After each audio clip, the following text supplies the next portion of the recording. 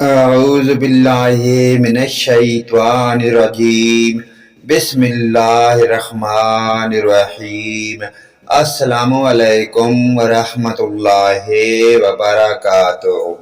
پیاری حدیث آپ دوست بھائیوں کی نظر دع ما یریبک الی ما لا یریبک، جو چیز تمہیں شک میں ڈالے اسے چھوڑ کر اس چیز کو اختیار کرو جو شک میں نہ ڈالے۔ پیارے دوستو، دوسری حدیث سماعت فرمائیں۔ سباب المسلم فسوق وقتالہ کفر، مسلمان کو گالی دینا گناہ اور اس سے لڑائی کرنا کفر ہے۔ پیارے دوستو، ان پیاری احادیث کو اپنے والدین، رشتہ داروں، عزیز و اقارب، اپنے دوست بھائیوں کے ساتھ شیئر کریں۔